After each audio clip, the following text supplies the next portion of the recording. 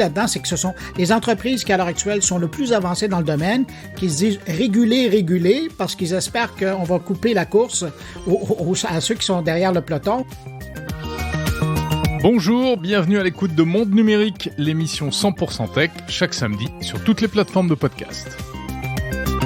Réguler l'intelligence artificielle, 28 pays signent une déclaration d'intention. On en parle notamment avec Bruno Guglielminetti.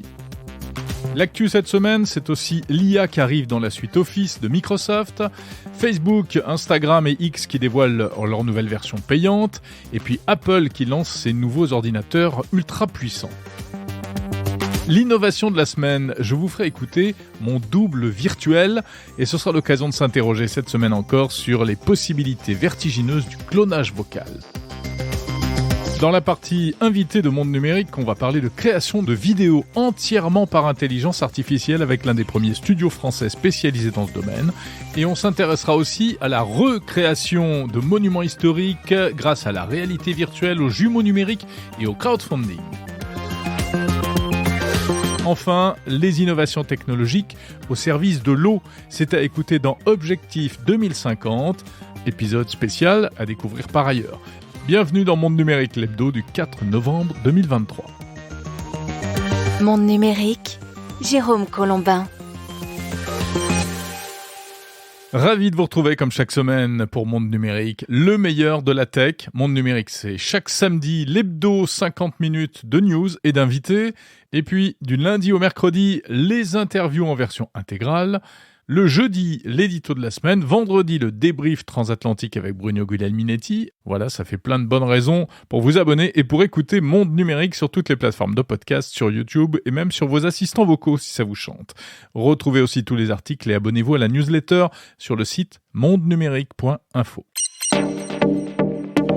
L'actu de la semaine. L'actu de la semaine est exceptionnellement sans Lisa de Bernard, qui a pris un peu de congé. Mais on va quand même s'intéresser aux moments forts et aux temps forts de l'actu tech. D'abord avec donc ce sommet pour l'intelligence artificielle donc en Grande-Bretagne. Le gratin de l'IA et des représentants politiques d'une trentaine de pays de l'Union européenne, plus la Grande-Bretagne, les États-Unis, le Canada, la Chine, etc., rassemblés tous au manoir de Bletchley Park, donc en Grande-Bretagne. C'est là que le mathématicien britannique Alan Turing avait décrypté la machine allemande Enigma pendant la Seconde Guerre mondiale, donc un lieu prestigieux. Et il en est donc ressorti la déclaration de Bletchley, signée par 28 pays, un appel au développement plus sûr et plus éthique de l'intelligence artificielle. L'enjeu, c'est d'éviter les dérives de l'IA, comme la désinformation, la discrimination, les atteintes aux droits de la propriété intellectuelle ou encore la cybercriminalité. L'actualité, d'ailleurs, donne raison aux signataires d'une certaine manière avec, par exemple, cette semaine, cette vidéo que vous avez peut-être vu passer de la top modèle palestinienne Bella Hadid, dans laquelle elle affirme soutenir Israël, alors que ce n'est pas du tout sa position réelle.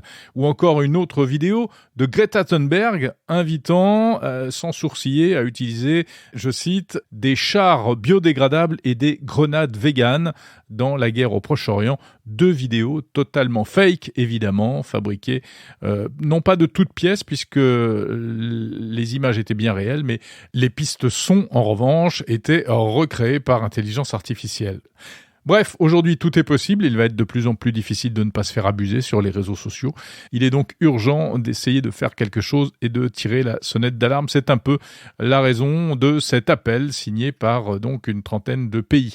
Reste à savoir ce que cela donnera concrètement. On aura largement l'occasion d'en reparler dans les mois, les années à venir. À noter qu'un prochain sommet sur les risques de l'IA aura lieu l'année prochaine à Paris.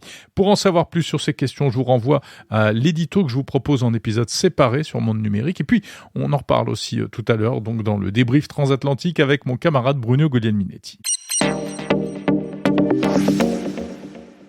L'IA, justement, elle fait son apparition très concrètement ces jours-ci dans la suite bureautique Office de Microsoft.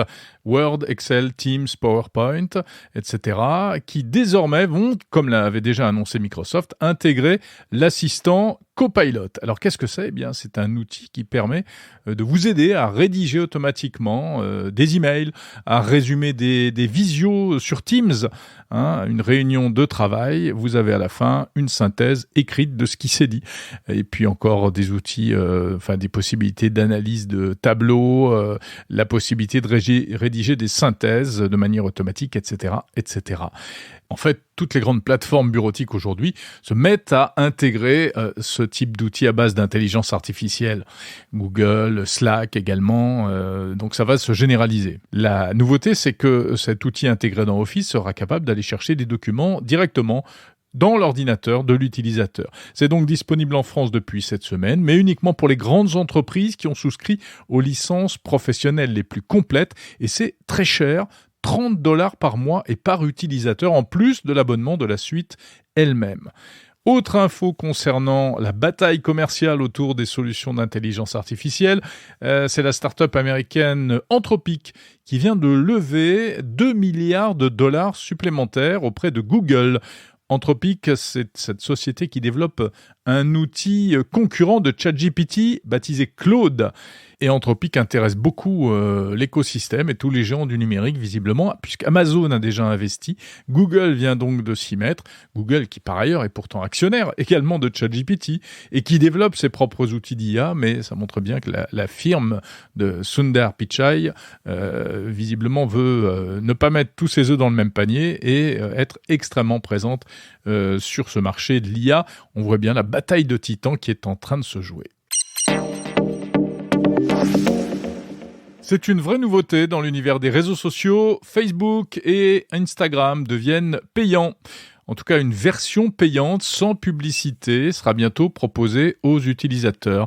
Le groupe Meta l'a confirmé lors d'une annonce le 30 octobre dernier. Alors êtes-vous prêts à payer 9,99 € par mois ? Ce sera le prix pour utiliser Instagram ou Facebook. Ce sera le prix donc si vous voulez continuer à surfer sur vos réseaux sans publicité. Si en plus vous passez par mobile, ça coûtera plus cher. Ce sera 12,99 € en raison des commissions perçues par Apple sur iPhone et par Google sur les smartphones Android. Pourquoi ces tarifs payants de Facebook et Instagram ? Eh bien, il s'agit en fait de se conformer aux obligations du nouveau règlement européen DSA qui oblige à proposer aux utilisateurs des versions sans publicité ciblée. Ces offres payantes concernent donc uniquement l'Union européenne et la Suisse. 10 €, on l'a dit, environ, si vous avez plusieurs comptes liés sur un même profil. Et à partir du 1er mars 2024, ce sera plus cher. Ça coûtera 6 € par mois par compte supplémentaire. À noter que cette offre ne concerne que les adultes. Meta explique qu'en effet, réfléchir à une autre formule pour les adolescents. Cette annonce, en tout cas, n'est pas une surprise puisqu'on savait que ça allait arriver. On en avait déjà d'ailleurs parlé dans Monde Numérique et d'autres d'ailleurs aussi devraient suivre probablement comme TikTok, toujours en raison de l'application du DSA. On entre donc dans l'ère des réseaux sociaux à plusieurs vitesses.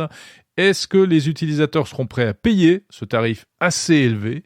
D'ailleurs, on peut se demander s'il n'est pas volontairement élevé pour dissuader en réalité de faire appel à cette offre payante. En tout cas, c'est un vrai chamboulement dans le modèle économique des grandes plateformes de réseaux sociaux sur le marché européen. Il y en a un qui est partiellement payant depuis un moment et qui a décidé d'étoffer son offre tarifaire. C'est X, le réseau social d'Elon Musk, qui propose déjà une option payante. Le service Blue, à 8 $ par mois, 9,60 €, vient d'annoncer une nouvelle tarification à 3 niveaux. Alors, ça nous fait du 1 basique, 2 premium et 3 premium plus, respectivement à 3, 8 et 16 $ par mois.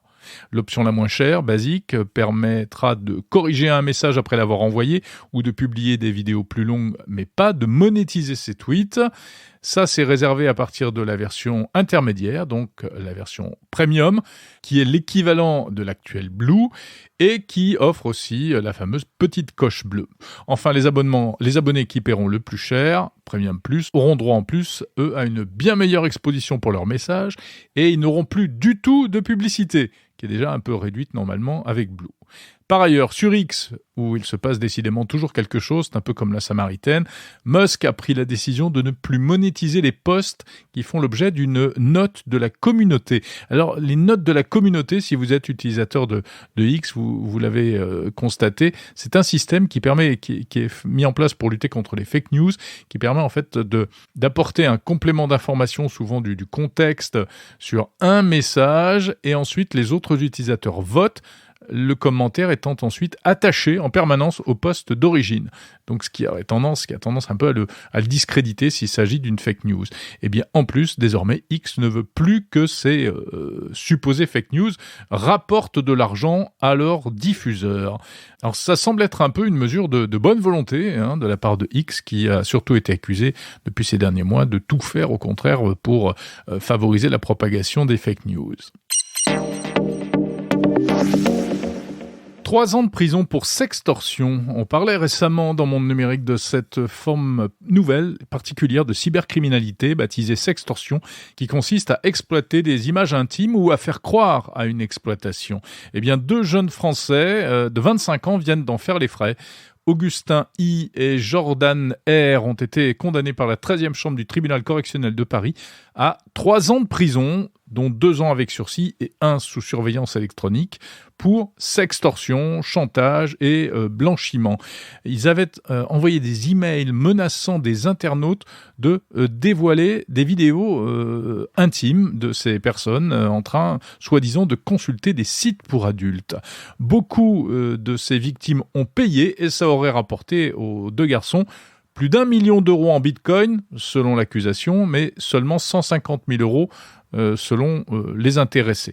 Mais surtout, ce qu'il faut savoir, c'est que la menace figurant dans les emails en question n'était même pas fondée, car ils ne détenaient pas d'images vidéo, sauf pour certains, car par ailleurs, ils avaient réussi à diffuser un virus baptisé Vareniki, qui avait pour objet d'activer les webcams à distance. 2000 ordinateurs auraient été infectés par ce Vareniki, mais les images captées, semble-t-il, n'auraient pas été réellement utilisées. L'affaire de sextorsion avait débuté en 2019. Ils ont reconnu partiellement les faits. Des profils assez spéciaux pour ces cyberescrocs, addiction aux jeux vidéo, problèmes psychiatriques pour l'un, harcèlement scolaire et difficultés financières pour l'autre.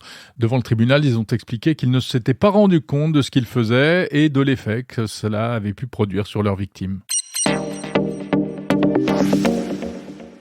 On va terminer cette séquence actu avec un coup d'œil sur les annonces Apple de la semaine. Une keynote en début de semaine, une keynote express, 30 minutes à peine, en plein milieu de la nuit, en tout cas pour nous ici en Europe, puisqu'elle avait lieu à 17h heure de Cupertino, Californie.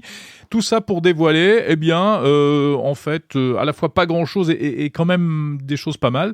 Des nouveaux ordinateurs, un nouvel ordi de bureau, un iMac 24 pouces et 2 nouveaux portables MacBook Pro de 14 et 16 pouces. Alors, grosse particularité de toutes ces machines, elles sont équipées d'un nouveau processeur, le M3, qui se décline en M3, M3 Pro et M3 Max. Nouveau processeur made in Apple, puisque c'est désormais la particularité de la marque à la pomme, fabriquer, en tout cas concevoir ses propres processeurs à travers sa division Apple Silicon. 60% plus rapide, ces processeurs gravés en 3 nanomètres, c'est une prouesse sur le marché, ce qui nous donne des machines qui démarrent à 1 999 € pour le MacBook Pro 14 pouces. C'est un peu moins cher que la version précédente équipée du processeur M2. Il faut quand même le signaler, c'est la 2e fois qu'Apple propose un produit neuf moins cher que la version précédente. C'était le cas déjà avec l'iPhone 15 dévoilé récemment. Les autres machines sont proposées à 2005 et environ 4000 €. Bon, ça peut monter jusqu'à 8000 € en fonction de la configuration choisie. À noter la disparition de la gamme Apple du MacBook Pro 13 pouces, donc le plus petit, avec la fameuse barre tactile qui décidément a fait son temps, cette barre au-dessus des touches de clavier qui n'était pas vraiment une réussite, il faut bien l'avouer. À noter un nouveau coloris noir sidéral, semble-t-il de toute beauté. Voilà, avec ces nouvelles annonces, ce qui est intéressant, c'est qu'Apple confirme que vraiment il fait la course en tête en matière de puissance informatique avec ses puces Apple Silicon qui apportent une puissance et une autonomie jusqu'à 22 heures annoncées qui n'a pas encore vraiment d'équivalent ailleurs sur le marché. Le débrief transatlantique. Bonjour Bruno Guglielminetti. Salut Jérôme Colombin. Comment vas-tu?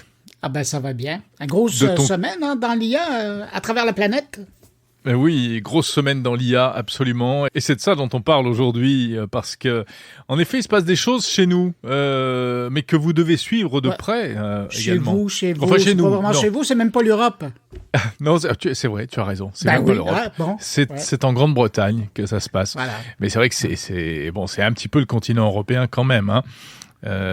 Et c'est ce sommet près de Londres, à l'initiative du Premier ministre britannique, consacré à la régulation de l'intelligence artificielle. J'imagine que même chez toi, vous avez suivi ça de près. Ah ben oui, d'autant plus que c'est notre roi, à nous, qui a lancé la discussion en disant toute l'importance qu'il accordait à ce qu'il y ait une discussion à travers, évidemment, lui, il y a un intérêt par rapport au Commonwealth, là, mais à travers la planète pour que le gouvernemental et le privé et les organismes sociaux arrivent à trouver un terrain pour se parler. Et je pense que il a été entendu parce que il y a quand même une déclaration qui est sortie de l'événement. Oui, absolument, c'est vrai. Donc, puisque beaucoup de pays sont réunis, hein, le Canada, la France, la Grande-Bretagne, les États-Unis, la Chine, etc. Donc, c'est assez étonnant. Joli coup politique d'ailleurs en passant du Premier ministre britannique. Hein. C'est pas mal. C'est pas la première fois quand même qu'on parle d'intelligence et de régulation de l'intelligence artificielle. Et en plus, tu as vu qu'en ce moment, il y en a tous azimuts. Alors nous, on a un projet en discussion au niveau européen, AI Act, et puis récemment les Américains aussi ont fait des annonces. Début de semaine, il y a le président américain qui a signé officiellement de sa blanche main une loi comme quoi ils allaient faire retarder. Tu vois, cette semaine, nous, du côté du Québec, et c'est pour ça que j'ai été moins attentif en fin de semaine aux travaux en Angleterre, c'est que nous, on a un forum public, une réflexion collective sur la sécurité et l'encadrement de l'intelligence artificielle au Québec. Et ça dure pendant 2 jours et c'est vraiment une grande réflexion où il y a eu des experts qui se sont penchés sur les questions. Et là, on amène ça aux gens qui sont intéressés par les dossiers. Et c'est fascinant parce que les gens qui sont sur la scène, il y a autant de connaissances qu'il y en a dans la salle. Moi, je suis ça en ligne. Et quand vient le temps de la période des questions, que les gens lèvent la main pour prendre le micro et poser des questions, tu devrais voir les pointures qui sont là. Ah ouais. Je pense qu'il y a pas mal plus de connaissances dans la salle que chez les rapporteurs, mais c'est intéressant de voir la qualité de la discussion et des questions qui sont posées. Super. Alors, pour revenir à ce sommet sur la régulation, je sais pas ce que tu en penses, mais moi j'ai un peu l'impression que si tu veux, nous, vu de l'Europe, c'est intéressant, on suit ça de très près, mais on a une espèce de contradiction, c'est-à-dire que d'un côté, on parle de régulation et en même temps, chez nous en Europe, il y a pas beaucoup d'acteurs de l'intelligence artificielle. Hein. Ils sont plutôt aux États-Unis. C'est les géants américains, c'est OpenAI, c'est Google, c'est Microsoft. À part l'Allemagne et la France, qui joue là-dedans? Pas grand monde. Et encore, on considère même que l'Allemagne et la France jouent petit. Hein. On n'a pas de géants, on n'a pas de. Bon, il y a des startups intéressantes, il y a des trucs en prévision. Et d'ailleurs, notre ministre de l'Éducation et des Finances, notre ministre de l'Économie et des Finances, Bruno Le Maire, le ministre de l'Économie et des Finances, a dit oui, il faut réguler, mais d'abord il faut innover, parce qu'en fait, la vraie difficulté, elle est là, c'est comment réguler sans bloquer et sans étouffer l'innovation technologique dont on a énormément besoin actuellement. Puis tu vois, ça revient à un sujet dont vous avez beaucoup parlé, qui était la souveraineté numérique. Et c'est là où le bas blesse, pour utiliser l'expression, c'est qu'en Europe, vous n'êtes pas tellement souverain en matière d'intelligence artificielle. Parce que la plupart des grands cerveaux qui sont très bons là-dedans, ils sont partis ailleurs, à l'extérieur du pays, pour travailler dans des géants. On a une double difficulté, tu as tout à fait raison, c'est que on dit partout, en tout cas nous, c'est le discours qu'on entend beaucoup en France, c'est oui, on est super bon, on a des super mathématiciens, des super ingénieurs, des super informaticiens, mais comme tu le dis, ils partent à l'étranger.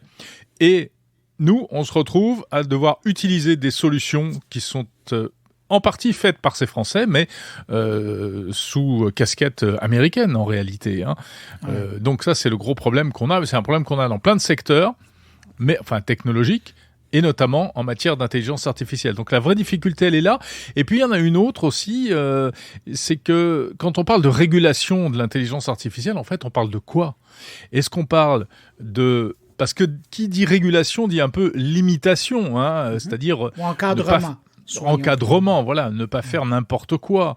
Et est-ce que on parle de l'innovation, de la recherche et du développement, etc., c'est-à-dire vraiment à la source, ou là, est-ce qu'il faudrait bloquer dès le départ, ou bien uniquement en aval, une fois que les solutions sont sur le marché? C'est un peu ça la difficulté aussi. Mais tu vois, quand on lit la déclaration qui est sortie d'ailleurs dès le premier jour, ils n'ont pas attendu les 2 jours de la rencontre, c'est clair qu'on tire partout, hein. On veut s'assurer de marquer les points partout pour marquer le fait que les différents gouvernements à travers la planète sont conscients d'un risque. Mais bon, on s'entend qu'avec ce document-là, on va pas aller loin puis on va pas encadrer grand-chose. C'est presque un attendu que. Mais on attend encore les actes. Mais j'ai l'impression que ça va jouer. Faut quand même pas pisser dans l'eau du bain. C'est quand même intéressant de les voir là, mais je pense que c'est pas le acte 1, c'est le acte 0. Et ça va vraiment commencer à être plus sérieux à partir de la rencontre à Paris en 2024, parce qu'ils sont donné rendez-vous chez vous, je sais pas pourquoi. Ça aurait pu être de ce côté-ci de l'Atlantique. Moi, c'est très bizarre. Et puis, et c'est ça. Alors, moi, je fonde beaucoup plus d'espoir avec cette rencontre de l'an prochain, d'autant plus que la plupart des pays qui sont signataires de la chose auront probablement fait leur propre législation et arriveront là mieux équipés. Parce que là, pour le moment, je regardais les gens qui participaient. C'est beaucoup de gens qui sont en train de préparer quelque chose, mais j'ai l'impression qu'ils se gardent la viande de la réflexion pour leur propre juridiction plutôt que la donner aux voisins. Oui, la viande, quelle jolie expression. Oui, peut-être, mais enfin, si on reporte encore d'1 an, tout ça va très vite et je pense qu'il faudrait pas trop attendre. Bon, c'est d'ailleurs pour ça qu'il y a déjà des choses qui sont en place ici en Europe, mais tu vois, ici, ça commence à coincer des dents, justement, je reviens à ce que je disais tout à l'heure, parce que d'un côté, on dit oui, il faut réguler, il faut pas faire n'importe quoi. On aurait pu parler aussi de pourquoi réguler, hein, voilà, les craintes qu'il y a par rapport aux dérives, aux dérapages. Moi, j'ai fait un édito sur mon podcast Monde Numérique à ce sujet pour essayer de résumer un peu toutes les contradictions et la difficulté de cette question-là. Qu'est-ce qu'on régule? Comment on régule? Et puis, comment on fait pour réguler sans, encore une fois, brider l'innovation, parce qu'il y a des startups qui disent « Ouais, mais enfin bon, si dès maintenant on nous interdit de développer telle ou telle chose parce que peut-être plus tard il y aura des utilisations nuisibles, dangereuses, on va rien faire. » Ouais. Et on s'entend, il y a déjà des patrons là, justement de ces startups-là, puis même de pas de startups, mais de grands joueurs, mais qui sont beaucoup moins avancés dans le domaine de l'intelligence artificielle, qui disent, mais on sait bien le jeu. Hein. L'idée là-dedans, c'est que ce sont les entreprises qui, à l'heure actuelle, sont le plus avancées dans le domaine, qui se disent réguler, parce qu'ils espèrent qu'on va couper la course à ceux qui sont derrière le peloton, et donc eux remporteraient tout le marché. Alors évidemment, ça, j'en parle un peu, moi, de mon côté aussi. Exactement. Alors, là, ça va être très intéressant. Ouais, oui. C'est très intéressant. Je pense qu'effectivement, quand Google, quand OpenAI dit oui, il faut de la régulation, les États doivent réguler, etc., c'est pour cette raison-là, c'est vrai, pour empêcher que des nouveaux entrants ne viennent les embêter, parce qu'il y aura beaucoup de contraintes. Eux, ils s'en foutent, ils ont des bataillons d'avocats, etc., d'ingénieurs et tout ce qu'on veut. Et puis, il y a aussi autre chose, c'est que s'il y a un cadre réglementaire, ça permet ensuite, s'il y a des choses qui déraillent, hein, des utilisations déviantes de l'intelligence artificielle, mais qu'à la base, les règles ont été bien respectées, et ben ils pourront dire, bah oui, mais nous, c'est pas de notre faute. Hein, nous, on a respecté les règles. Vous avez fait des règles, on les a respectées. Et ça revient à la première levée de drapeau il y a plusieurs mois, c'était au printemps dernier, si ma mémoire est bonne, où il y a eu 2000 signataires d'une première lettre qui disait « Il faut faire attention, il faut encadrer l'intelligence artificielle ». Ben pour moi, c'était le lever du drapeau. Et le jour où ça se met à dérailler, mais on vous l'avait dit, c'est vous qui n'avez pas encadré correctement. Ouais. Ah, évidemment, ça serait facile de le faire à ce moment-là, mais bon, ça c'est une autre discussion. Une question... Jérôme, attends, Bruno, avant de conclure, excuse-moi, mais une question de fond quand même là-dedans. L'intelligence artificielle, ça te fait peur, toi? Pas tellement. Non, sérieusement, pas tellement, parce que de toute façon, ceux qui veulent l'utiliser de façon négative ou pour le mal des autres et leur bien à eux, ils vont le faire, puis ils ont déjà trouvé d'autres moyens, donc eux, ils évoluent avec le temps, mais j'ai l'impression que ça peut faire plus de bien que ça peut faire de mal. Et dans ce sens-là, ben moi, je trouve que c'est une bonne chose. Oui, tu te ranges derrière les optimistes comme Yann Lequin qui disent mais c'est formidable et surtout il faut pas brider. Enfin, surtout Yann Lequin, il veut pas qu'on bride la recherche. Moi aussi, je suis très optimiste. Ouais. Oh, mais je suis très optimiste aussi, mais quand même, il y a un peu des deux. Hein. On voit qu'il y a des dérives très rapides qui peuvent arriver en termes de désinformation, etc. C'est pas tellement les technologies en tant que telles, c'est la démocratisation des mauvais usages qui fait peur. Hein. Les fake news, la facilité avec laquelle on va pouvoir encore plus fabriquer des fausses images, des fausses voix, etc. Ça risque de donner quand même une puissance de nuisance à un nombre incalculable de gens. C'est ça qui est un peu effrayant quand même. Et on s'adaptera à cette nouvelle Mais oui, cyber-risque. Restons positifs. Jérôme, avant de te quitter, moi je veux savoir de quoi tu parles cette semaine. Justement, je parle d'intelligence artificielle avec l'une des toutes premières agences françaises qui veulent faire de la production de films vidéo entièrement par intelligence artificielle. Et puis je parle aussi de jumeaux numériques appliqués aux monuments historiques pour reconstituer des monuments historiques et des jumeaux numériques basés sur du crowdfunding. Donc si tu as des images de la cathédrale de Notre-Dame au XVIIe siècle, tu peux les envoyer, tu te fais un peu d'argent et ça alimente un jumeau numérique. C'est amusant, hein? Je me demandais ce que j'allais faire avec ma collection, mais voilà, je la renverrai. Exactement. Tu vois, de mon côté, évidemment, je parle un peu d'intelligence artificielle, mais pas trop quand même. Mais sinon, deux choses où je veux vraiment attirer ton attention.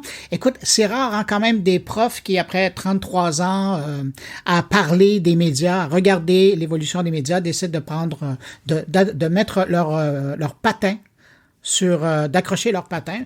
C'est le cas de Pierre C. Bélanger, avec qui j'ai eu la chance de travailler. Puis, je prends le prétexte de sa retraite pour revenir sur 33 ans de communication. C'est fascinant de voir sa réflexion sur l'évolution des choses, comment on est passé de mass média à des médias traditionnels, notamment. Et puis, la place que pris les communications électroniques, numériques. Oui, ça parle de médias, pas de hockey. Hein, donc, non, pas de hockey. C'est pas du hockey sur glace, hein. D'où les patins, c'est ça? Mais tu sais que tous les patins ne mènent pas à la glace. Non, certes non, mais enfin, réfléchis à ça. Je vais méditer. Dis donc, là, dès qu'on va se quitter, ça va me plonger dans un abîme de perplexité. Non, mais mets ton podcast sur pause, réfléchis, puis après tu redémarres. Et puis Très sinon, bien. Et ensuite? Autre entrevue sur laquelle je vais attirer ton attention. Ça, je trouve ça intéressant. C'est une spécialiste des communications qui dit aux entreprises que, vous savez, tout ce qu'on a appris dans la gestion des communautés dans le numérique, ça serait peut-être intéressant que vous appliquiez ces mêmes règles-là quand vient le temps de communiquer avec vos employés et vos clients.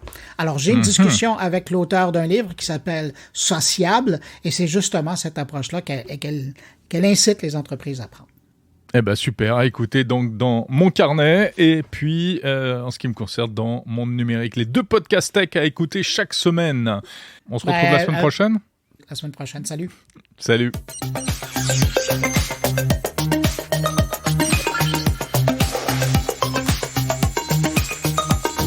L'innovation de la semaine. En guise d'innovation de la semaine, je voudrais vous parler à nouveau de synthèse vocale. C'est un domaine, d'une part qui me fascine et qui surtout fait des bonds de géants actuellement grâce à l'intelligence artificielle. On en parlait déjà la semaine dernière avec le spécialiste de l'IRCAM, Nicolas Aubin, qui était mon invité. Cette semaine, vous allez pouvoir toucher du doigt, ou plutôt de l'oreille, cette nouvelle réalité. Alors, j'ai déjà eu l'occasion de vous faire écouter ma propre voix synthétisée à l'aide du système Eleven Labs qui est en libre accès sur Internet, qui est semi-payant, et ça donne ça. Aujourd'hui, nous allons parler des voix de synthèse, une technologie qui, bien que relativement nouvelle, a déjà fait des vagues dans le monde de l'IA et de la technologie vocale. Bon, c'est pas mal, mais aujourd'hui, on peut faire encore mieux. On peut faire mieux avec des modèles encore plus sophistiqués, notamment ceux que propose la firme américaine Microsoft. Et ils sont tellement évolués, ces modèles, qu'ils ne sont pas disponibles pour tout le monde, en réalité. Je dois remercier donc Jean-Philippe Ancos de la société de conseil Moonshot, qui est aussi MVP Microsoft, c'est-à-dire qu'il aide les entreprises à connaître et à utiliser les solutions de cette marque. Grâce à lui, je suis heureux de vous présenter mon double virtuel qui va tout vous expliquer sur les dernières évolutions de la synthèse vocale. Et je fais le pari que dans quelques secondes, vous vous serez laissé prendre au piège. Aujourd'hui, Nous allons parler des voix de synthèse de Microsoft, une technologie qui, bien que relativement nouvelle, a déjà fait des vagues dans le monde de l'IA et de la technologie vocale. Pour ceux qui ne le savent pas encore, je suis moi-même une voix de synthèse, une création de l'intelligence artificielle de Microsoft, conçue pour interagir de manière fluide et naturelle avec les utilisateurs.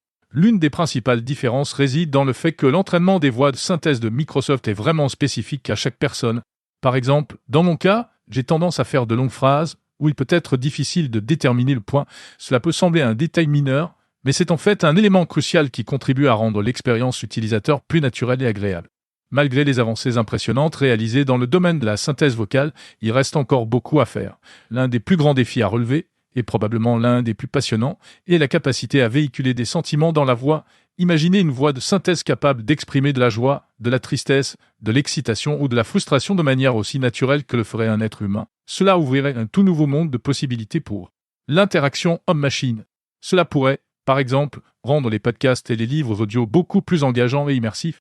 Les auditeurs seraient en mesure de ressentir les émotions véhiculées par la voix, ce qui rendrait l'expérience beaucoup plus riche et captivante. De plus, cela pourrait également améliorer l'efficacité des assistants vocaux en leur permettant de répondre de manière plus empathique et personnelle aux demandes des utilisateurs. Cependant, il est important de souligner que ce n'est pas une tâche facile. Les émotions sont complexes et nuancées, et les traduire de manière convaincante dans une voix synthétique nécessite une compréhension approfondie de la psychologie humaine, de la linguistique et de l'acoustique, mais c'est un défi que les chercheurs et les ingénieurs du monde entier sont impatients de relever.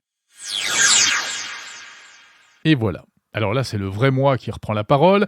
On se rend bien compte que dans cet extrait, c'est encore perfectible, mais la similitude avec ma voix d'origine est quand même assez bluffante. Il faut préciser que cette séquence que vous venez d'entendre a été générée avec en réalité un nombre assez minime d'échantillons et il aurait fallu sans doute beaucoup plus d'entraînement pour arriver à un résultat encore meilleur. Je dois être un peu maso pour multiplier comme ça les expérimentations de clonage vocal, mais je suis persuadé en réalité qu'il y a des potentialités formidables derrière ces nouveaux outils et que ce ne sont pas simplement des trucs qui vont me piquer mon métier. Bien sûr, ça a aussi un côté effrayant et on imagine toutes les dérives potentielles, mais c'est le monde dans lequel on va vivre demain et il va falloir de plus en plus savoir l'apprivoiser.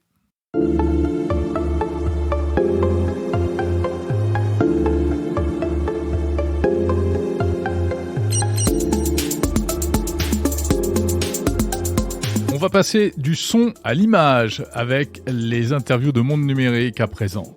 On va parler de monuments historiques reconstitués par intelligence artificielle et jumeaux numériques, mais avant cela, l'IA au service de la création vidéo.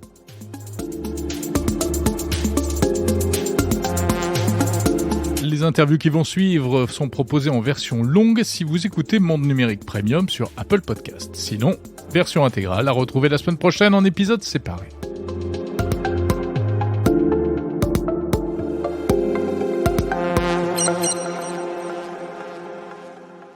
Les technologies sont présentes depuis longtemps dans la création audiovisuelle, mais imaginez que demain, il y ait des films, des séries entièrement créés par intelligence artificielle du début jusqu'à la fin.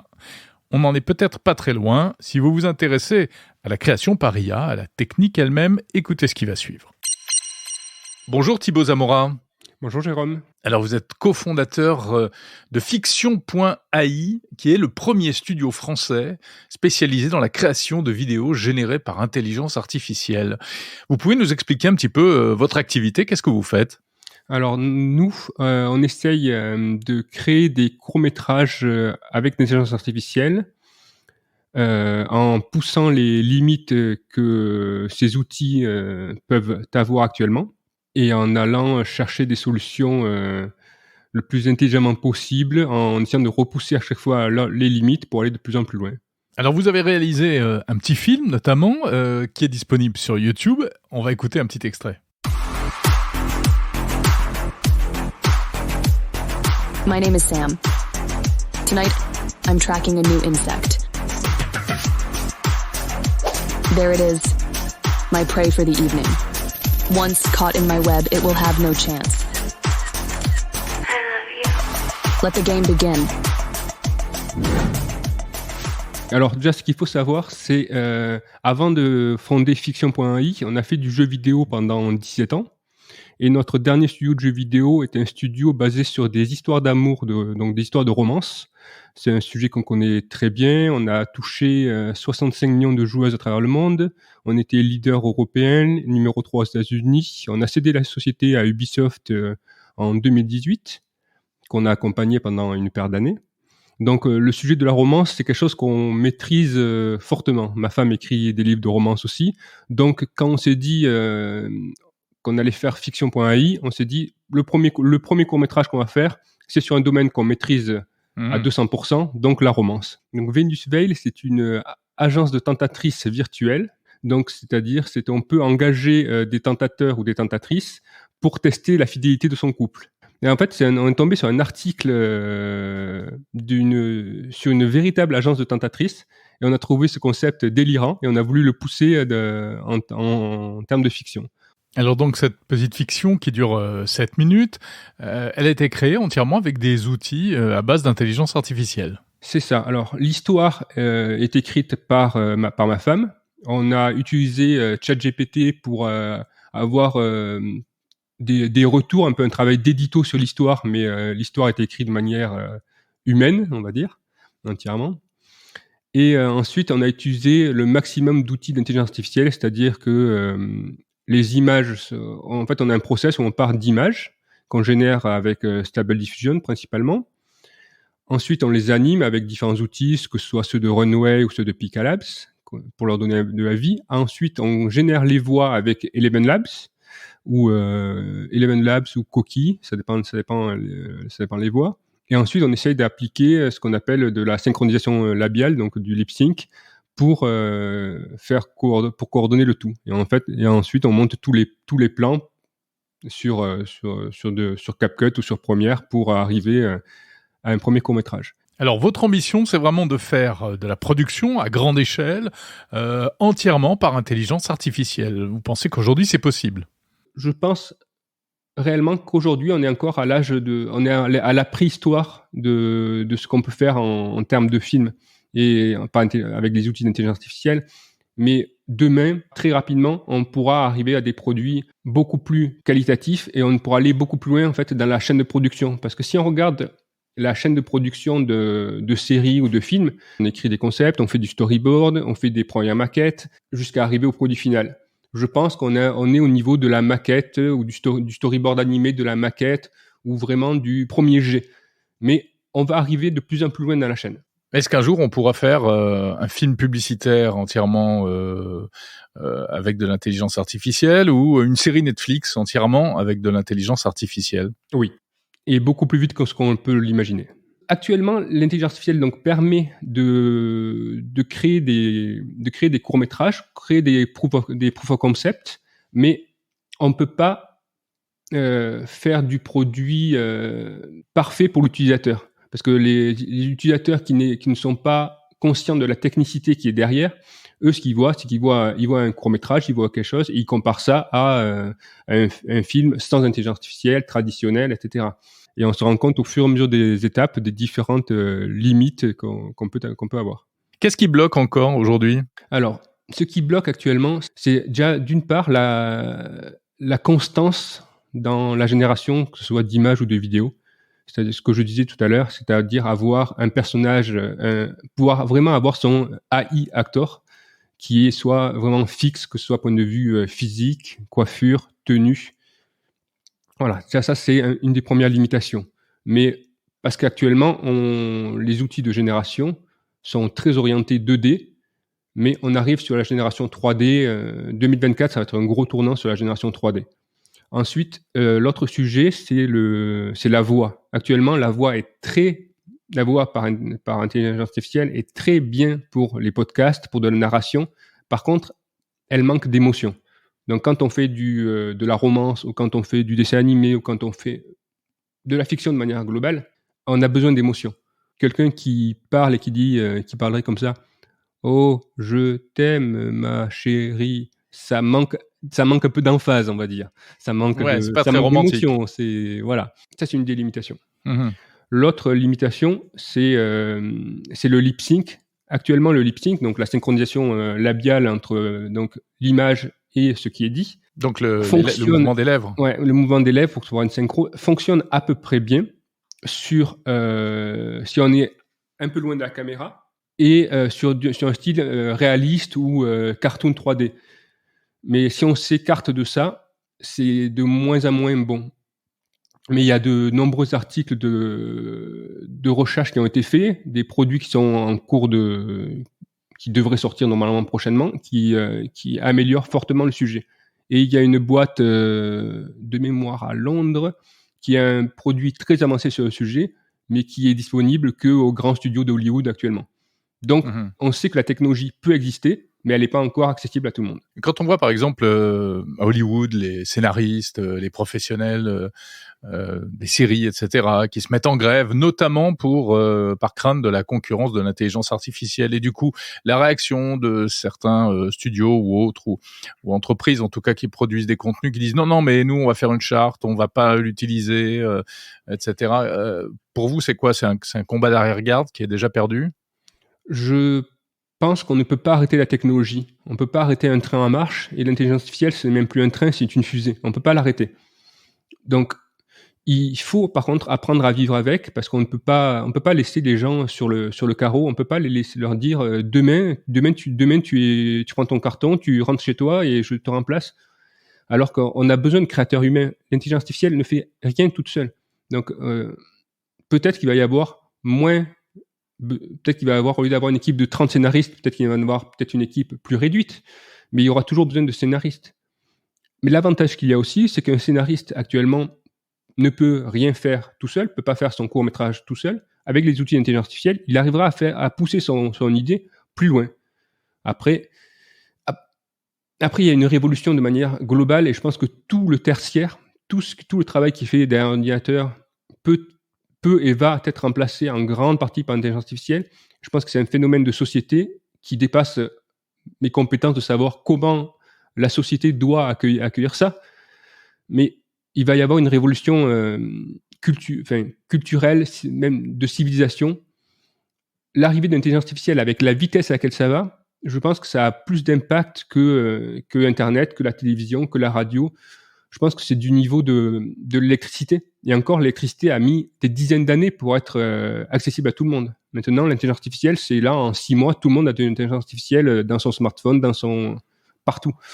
C'est ça c'est ce point-là, c'est la rapidité de déploiement qui est vertigineuse. Merci beaucoup Thibaut Zamora, cofondateur de Fiction.ai. On va rester dans le domaine de l'IA et aussi de la réalité virtuelle et même du Web3. Alors tout ça au service notamment du patrimoine et de la reconstitution des monuments historiques. Pour recréer aujourd'hui des monuments, parfois même détruits ou partiellement endommagés, il faut des données, beaucoup de data, des images et puis des représentations d'époque et toutes sortes de données, y compris chiffrées. Collecter ces données et les rendre exploitables grâce aux jumeaux numériques, c'est la mission que s'est fixée la start-up Layers. On en parle avec ses 2 cofondateurs. Bonjour Yann Toulek. Bonjour. Vous êtes directeur stratégique d'une start-up qui s'appelle Layers. Alors vous avez mis au point un système pour fabriquer des jumeaux numériques, de monuments notamment.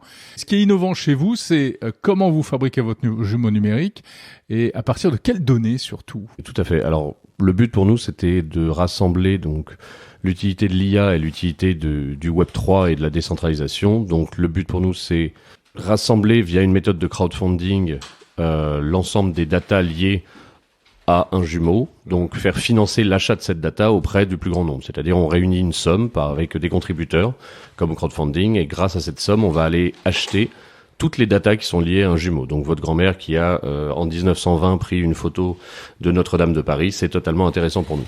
Avec cet ensemble de datas donc qui est dynamique, on va être capable d'extrapoler, donc de générer des modèles 3D qui sont les plus proches des besoins des industries créatives et également les plus proches de une particularité. La face nord de Notre-Dame en 1926, on est capable de savoir exactement à quoi ça ressemblait, quel était le niveau de vieillissement, etc., etc. Parce qu'en général, les jumeaux numériques sont réalisés à partir d'une captation sur place ou de Une la captation reconstitution sur place, et etc. ensuite beaucoup de travail, on va dire, artisanal à la machine, donc de 3D, de modeleurs, etc., qui eux redessinent les contours trait par trait, polygone par polygone. Nous, le but, c'est d'agréger le maximum de data, et via une intelligence artificielle, qu'elle soit capable, elle, d'émuler ce travail, et donc de elle-même faire l'export et de faire le modèle 3D correspondant aux besoins du client. Donc un peu comme un prompt aujourd'hui sur Midjourney, que quelqu'un soit capable de dire je veux Notre-Dame en 3D, photoréaliste en 1926, et l'intelligence artificielle va aller chercher dans l'ensemble de data, quelle qu'elle soit, les informations qui lui permettent de générer du coup directement ce modèle. D'accord. Et c'est vraiment ça, le cœur de votre innovation qui vient du CEA, c'est ça ? Tout à fait, c'est une technologie qui est partagée avec le CEA pour la partie intelligence artificielle, et l'autre partie innovante est donc cette manière de faire du crowdfunding via le Web3 et via une administration décentralisée qu'on appelle donc une DAO. Sébastien Malcotti, vous êtes directeur général et cofondateur de Layers, plus spécifiquement en charge de l'aspect technique. Alors expliquez-nous un peu dans le détail comment fonctionne votre jumeau numérique. Donc nous on travaille sur un algorithme d'intelligence artificielle, enfin plusieurs algorithmes d'intelligence artificielle qui s'appellent les NeRF, Neural Radiance Field, et les LeRF, dont je n'essaierai même pas de traduire l'acronyme. C'est un type d'IA dont le concept a émergé il y a 2-3 ans et qui, contrairement aux IA qu'on connaît aujourd'hui, tels que GPT ou d'autres IA. Des IA génératives. Des IA génératives, ouais. Là, permet vraiment de créer des espaces virtuels en 3D. Donc, on est vraiment dans de la spatialisation. On n'est pas que dans de la représentation ou de l'image. On crée vraiment des espaces numériques, on est très proche finalement du concept de métaverse avec un monde parallèle numérique, mais on est vraiment dans cette logique de pensée-là, de créer des espaces digitaux. Ouais, en fait, plus que de la vidéo, c'est plus comme dans un jeu vidéo, c'est-à-dire un univers 3D statique, mais dans lequel on peut se promener, dans lequel on peut évoluer, c'est ça ? Dans lequel on peut évoluer, avec lequel on peut interagir, avec lequel, dans lequel en fait, parce que dans les 3D, il y a aussi une question de lumière complètement, en termes de lumière, même de densité de l'air, enfin de plein de choses, pour que justement les créateurs puissent complètement s'en ressaisir derrière et immerger leurs utilisateurs. C'est-à-dire que vous avez des images de l'abbaye en question prises avec une certaine lumière à une certaine heure, etc. Vous arrivez à enlever la lumière et à ne plus garder que les murs ? C'est ça que vous voulez ? C'est ça ? Une lumière. En fait, on passe d'une lumière naturelle à une lumière scène. Ok. Où c'est la lumière que l'artiste va pouvoir appliquer dans sa scène qui va éclairer réellement le modèle. Malgré tout, vous êtes dépendant des données que vous mettez en entrée. Est-ce que vous avez suffisamment de données ? Est-ce que parfois il vous manque pas des cases, des choses ? Eh bien, c'est tout là où en fait on va rentrer dans une logique communautaire. C'est que quand il nous manquera des données, ce qu'on va proposer justement à nos contributeurs, c'est du bounty hunting, je sais pas le dire en français, chasseur de primes, des petites annonces pour que finalement, je sais pas, il manque la voûte d'entrée de l'Opéra Garnier. Si vous avez ça chez vous, soit vous avez ça chez vous, soit si vous allez les prendre maintenant, et vous êtes les premiers à les poster sur la plateforme et qu'elles soient validées, vous touchez la récompense. D'accord. Ah oui, parce que ça peut se trouver, ça peut se faire. Enfin, il suffit d'aller sur place et de faire des photos. Après, il y a des données qui sont effectivement beaucoup plus rares. Si je veux des photos du temple de Palmyre avant destruction, ça va être beaucoup plus dur d'aller chercher. Mais je crois qu'il y a une start-up française qui travaille là-dessus. Ouais. Mais aussi, c'est aussi une opportunité pour des institutions type la Bibliothèque nationale, qui a des immenses fonds photos dans Gallica, de trouver aussi d'autres applications, d'autres manières de valoriser ces fonds-là. Puisque eux, en fait, des données, ils en ont déjà beaucoup qui sont non exploitées. Et donc, c'est aussi une nouvelle manière d'exploiter ces fonds-là. Je dis Bibliothèque nationale, mais typiquement, l'INA est tout à fait concernée par cette problématique-là. J'ai une masse de données à laquelle je dois trouver de la valeur en fait. Et donc nous, on est aussi une piste de sortie pour ces organisations-là. Bon, et les gens qui nous écoutent, alors si ils pensent avoir des données intéressantes pour vous, qu'est-ce qu'ils en font ? Eh bien, les fonctionnalités pour justement faire remonter de la donnée vont être disponibles à partir de fin novembre. Donc, je leur donne rendez-vous sur Builders avec un 3 à la place du .io, donc BUILD 3rs.io, pour venir nous proposer leurs données, contribuer au financement de jumeaux numériques ou venir trouver des assets 3D, enfin des modèles 3D pour leur projet. Eh ben super, comme cette interview sera encore en ligne et disponible après le mois de novembre, on espère qu'ils seront nombreux à la trouver. Merci beaucoup. Merci à vous.